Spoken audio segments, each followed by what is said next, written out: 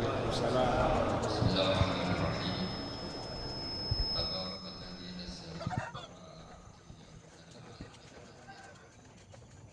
Salli wa barik ala sayyidina Maulana Muhammadin wa ala alihi wa sahbihi asmin nama ba'du. Yang sangat saya hormati Kiai Haji Syukron Makmun selaku sesepuh NU, juga sebagai pengasuh Pondok Pesantren Darul Rahman. Yang saya hormati Rais Am NU Kiai Haji Miftahul Ahyar, Ketua Umum PBNU Kiai Haji Yahya Khalil Stakuf, ada Habib Hud Al-Attas, ada Habib Ali bin Abdurrahman Al-Habsyah, ada Habib Nabil, semuanya yang saya hormati, Sekjen NU dan semua jajarannya yang saya hormati, Katib dan semua yang saya hormati. Alhamdulillah, tadi Kiai Haji Syukron Makmun yang juga teman bapak saya masih ingat beliau ketika rawuh di Rembang di rumah bapak saya.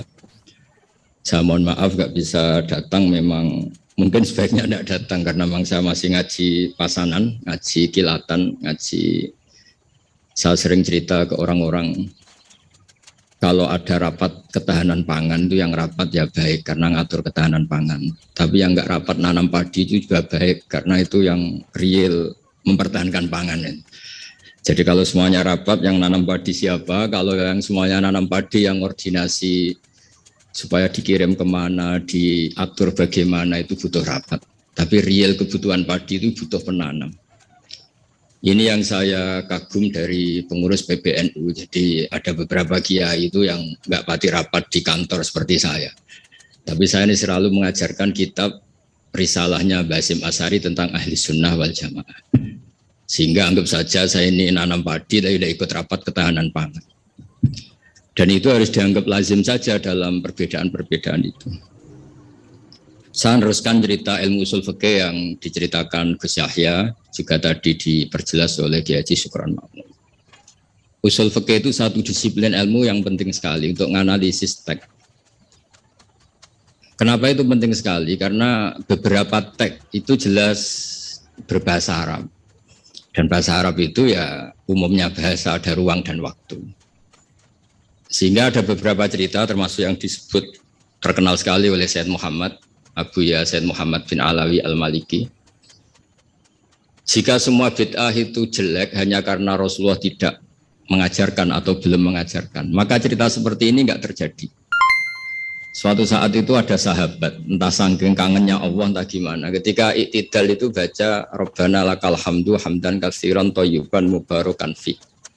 Itu tidak lazim karena selama ini Nabi mengajarkan Rabbana lakal hamdu mil as-samawati wa mil al-ardi wa mil ma syi'ta min syai'in ba'du. Atau yang terkenal dibaca Rafa Rabbana lakal hamdu mil as-samawati wa mil al-ardi wa mil ma syi'ta min syai'in ba'du. Lalu karena itu enggak lazim, setelah sholat Nabi tanya, ayyukumul qail, dari kalian semua ini yang melafadzkan kalimat itu siapa? Semuanya diam. Karena takut disalahkan Rasulullah SAW. Semuanya diam, tapi setelah akhirnya Nabi ngendikan, fa inni ra'aitu isnatai asyara malakan yabtadirunaha ayyuhum yaktubu awal. Saat tadi melihat 12 malaikat, mereka berebut sekali untuk mencatat kalimat itu. Kalimat itu begitu indah sehingga 12 malaikat tadi berebut ingin mencatat. Terus pemuda tadi atau orang tadi bilang, ha anada ya Rasulullah, tadi yang lafadzkan itu saya. Itu tidak ada sabqut ta'lim, tidak ada pengajaran dahulu dari Rasulullah SAW. Tapi itu direspon oleh malaikat dan tentu disetujui oleh Rasulullah SAW. Maka ini satu kepastian bahwa tidak semua bid'ah, tidak semua hal yang baru itu dolalah atau sayyi'ah. Begitu juga ada sahabat, dan ini yang ditiru NU seluruh Indonesia. Itu kalau ngimami itu, padahal ini didelegasikan di satu perkampungan oleh Rasulullah. Kalau ngimami itu kulhu terus, selalu baca kulhu wallahu ahad. Akhirnya dikomplain sama makmumnya karena ya kok kulhu terus gitu, kan tidak keren. Apalagi trennya sekarang nyari imam itu kan hafid. Ketika dilaporkan Rasulullah bahwa yang kau tugaskan ini ya Rasulullah selalu baca kulhu. Tapi Rasulullah itu karena orang bijak mengkonfirmasi dulu, kenapa Anda baca kulhu terus? Kata orang tadi, li'annaha sifatur rahman. Artinya ayat-ayat dalam kulhu itu sifat Allah. Maka saya suka. Di situ tidak ada hadun nafsi, tidak ada ayat yang menguntungkan kita. Semuanya tentang Allah. Biasanya kita sebagai muslim kebanyakan kan selalu memanfaatkan sifat Allah. Jadi enggak rela lah kalau Allah nganggur itu. Misalnya kita bilang innallaha ala kulli syai'in qadir ya. Kalau engkau qadir ya jadikan saya bupati, wakil presiden atau gubernur gitu. Kalau Allah mujib ya kabulkan saya ingin jadi orang kaya kan. Allah itu enggak boleh lah, sifatnya nganggur itu enggak boleh. Mesti perasaan manusia itu gitu. Nah di kulhu itu tidak ada itu semua, hanya nerangkan sifat Allah Ta'ala yang nafsaniyah, yang tentang Allah. Apa jawabannya Nabi? Kata Nabi, barusan malaikat Jibril datang ke saya, memberitahu bahwa Allah mencintai kamu. Karena kamu mencintai surat ikhlas, surat kulhu. Itu artinya apa? Juga ada sabkut taklim. Bahkan terkonfirmasi dulu. Nabi mengiyakan setelah tanya. Nyatanya itu dibenarkan. Jadi ada sekian bukti bahwa ubudiyah atau ibadah atau perilaku sosial yang tidak ada sabkut taklim, tapi kemudian Nabi membenarkan. Cerita ketiga, saya ini keluar dari yang saya bayangkan itu kan ya cerita-cerita nuzulul Quran, tapi sebagai adaban sama Kiai Haji Syukron Makmun yang cerita usul fikih saya teruskan. Memang tadi saya juga cerita sanad. Saya ngaji di Kiai Haji Maimun Zubair dan bapak saya seorang hafidz juga ajar. Kiai Maimun itu putra Mbah Zubair. Mbah Zubair itu dulu pakar usul fikih. Beliau dulu ngaji sama Mbah Fakih Mas Kumambang, dulu wakil Rais Akbar. Kiai Fakih Mas Kumambang ini angkatannya Mbah Hashim ketika ngaji di Said Abi Bakar Sato. Ngaji Syekh Mahfud dulu, Syekh Mahfud Termas. Syekh Mahfud Termas ini ngaji sama Said Abi Bakar Sato. Said Abi Bakar Sato ngaji sama Said Zaini Tahlan sampai Syekh Utsman Ad-Dimyati sampai musalsal ila Rasulillah sallallahu alaihi wasallam. Sehingga ketika Pak Syukron Makmun cerita usul fikih, saya terus menjadi ingat ketika ngaji Jamul Jawame, ngaji Lubul Usul, beberapa kitab yang menjadi keharusan untuk meneliti teks-teks Quran hadis. Cerita ketiga, dan ini terakhir karena apa ya, selain materi saya juga enggak yang saya bayangkan ya, memang saya tidak bisa datang ke sana. Ketika Rasulullah SAW cerita, saya melihat surga, kemudian dengar derap sandal itu. Sandal klompen itu. Terus Nabi tanya, ini sandal siapa kok sudah di surga, suara siapa? Dijawab itu suara Bilal. Walhasil terus Bilal ditanya, kenapa engkau begitu cepat masuk surga, apa resep kamu? Saya tidak pernah wudhu kecuali setelah itu saya sholat. Akhirnya jadilah syariat sunat rokatail wudhu. Ada sholat sunat disebut sunat rokatail wudhu. Dan lagi-lagi dibenarkan oleh Rasulullah SAW. Sehingga cerita-cerita seperti ini mengilhami semua kreasi-kreasi ibadah yang tidak mahdhah dan tidak merubah pakem dari kaidah yang disebut Rasulullah SAW. Maka itu disebut bid'ah hasanah. Dari segi baru bisa disebut baru, tapi dari segi sesuai al-qawaid al-muqarrarah tetap disebut itu hasanah. Sehingga Islam ini ittasa'afakuh, Islam ini cakrawalanya luas sekali. Sebab itu ketika Rasulullah SAW intaqala ila rafiqil a'la, ya, bahasa halusnya wafat itu intaqala ila rafiqil a'la. Ada khilafah yang dipilih konsensus, yaitu Abu Bakar As-Siddiq. Ada khilafah yang ditunjuk, yaitu Umar bin Khattab. Ada khilafah yang ditentukan ahli syura, yaitu Utsman bin Affan. Ada khilafah yang dipilih lagi oleh syura, yaitu Sayyidina Ali karramallahu wajhah. Dan semuanya itu juga akhirnya ijtihad. Dan ijtihad itu sangat luas di ranah usul fikih. Saya beri contoh misalnya dulu sahabat begitu mencintai Madinah, karena itu Madinatul Rasulillah SAW. Muhajirur Rasulillah, tempat hijrahnya Rasulullah. Tapi Sayyidina Ali itu akhirnya pindah di Irak, di Kufah. Karena beliau ingin nasrul ilm. Jadilah Kufah melahirkan Baghdad yang menjadi Qubbatul Islam. Di situ lahir ulama-ulama top, termasuk Sultanul Ulama Syekh Abdul Qadir Jilani. Imam Syafi'i pernah hidup di Baghdad. Semua ulama besar pernah hidup di Kufah, di Basra, di Baghdad. Sehingga di Kufah zaman itu jadi markazul ilm. Di Basra juga sama, jadi markazul ilm. Lahirlah Hasan Basri, lahirlah ulama-ulama top. Karena barokahnya nasrul ilmi yang digerakkan Sayyidina Ali karramallahu wajhah. Tapi banyak juga orang yang nggak ingin Madinah itu kosong. Lahirlah Imam Malik yang nggak pernah meninggalkan Madinah. Nah, sisi pandang yang berbeda ini ya karena barokahnya usul fikih, ada illatul hukmi, ada alasan kenapa hukum ini terbentuk. Sehingga barokahnya pemikiran-pemikiran itu kita tidak pernah kering, nggak punya pakar-pakar usul fikih yang saya tahu, misalnya Mbak Zubair punya murid Kiai Haji Sal Mahfud yang ngarang kitab Thariqatul Fusul. Itu juga berkat beliau ngaji sama Mbak Zubair, zaman itu ngaji Jamul Jame, ngaji Lubul Usul. Akhirnya setelah Mbak Zubair mewakili Mbak Fakih Mas Kumambang, mewakili Mbak Mahfud Termas, kemudian mewakili Sayyid Abi Bakar Sato, juga mewakili dari abahnya namanya Mahfud bin Abdullah bin Abdul Manan.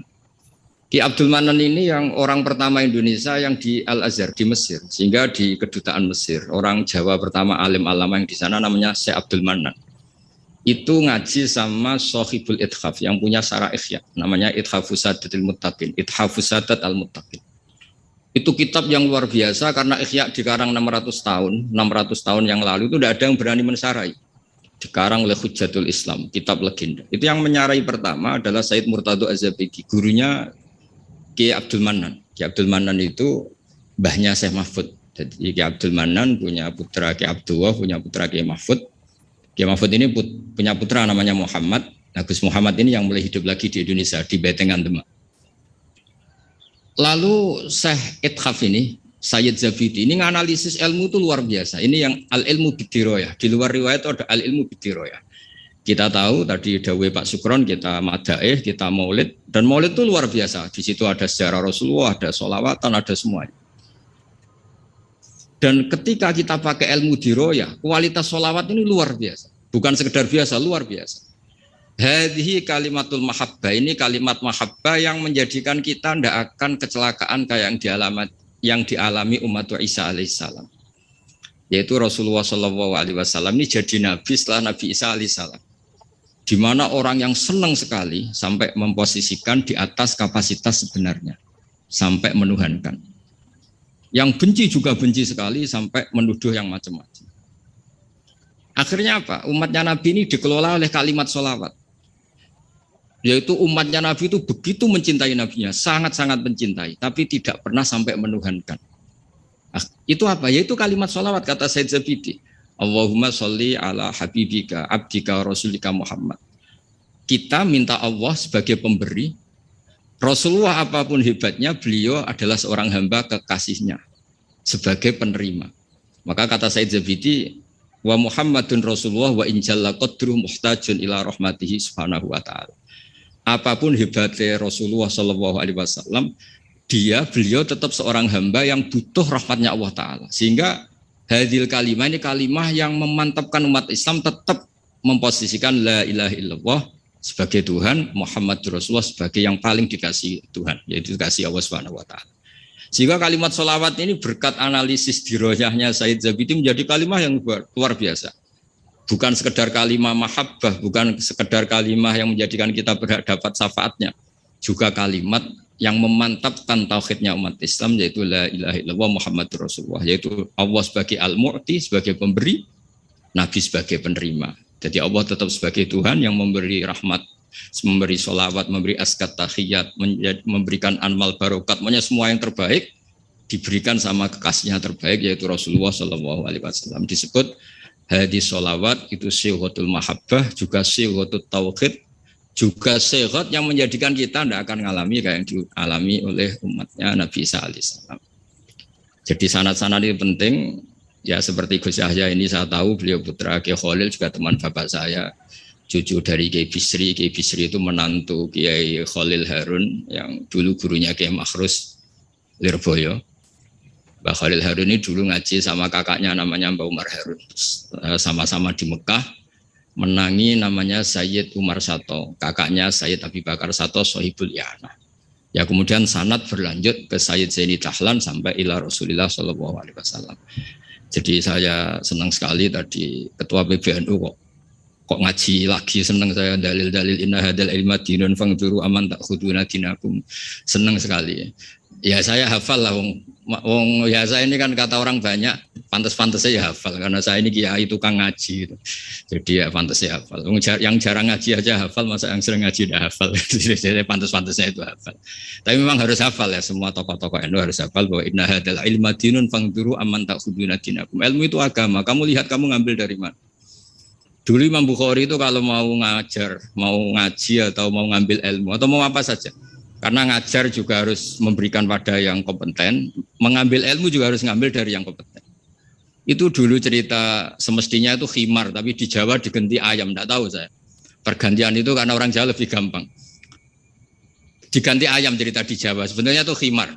Khimar dipanggil sama syekh. Ya entah pakai rumput atau apa, terus datang khimar itu. Setelah datang dipegang, terus kata Imam Bukhari, ini bohong pada khimar, ini enggak berhak jadi guru saya, ini bohong sama hewan, berarti enggak sikoh. Ya. Terus orang Jawa mencontohkan ayam dikurkuri, dirayu pakai jagung, terus datang dipegang. Itu sudah menggugurkan kredibilitas seorang rawi karena bohong sama hewan. Apalagi bohong sama manusia, apalagi bohong sama seluruh rakyat Indonesia, itu enggak akan jadi gurunya Imam Bukhari. Ya tapi alhamdulillah kita akan tidak ingin jadi gurunya Imam Bukhari, jadi ya sudah tidak perlu sikoh yang dengan standar seperti itu. Tapi apapun itu saya terima kasih terutama pada guru kita bersama Kiai Syukron Makmun yang cerita panjang lebar NU mulai lahirnya dan seterusnya, sama Gus Yahya semuanya lah, sama beberapa menteri semuanya. Terima kasih. Mohon maaf. Assalamualaikum warahmatullahi wabarakatuh.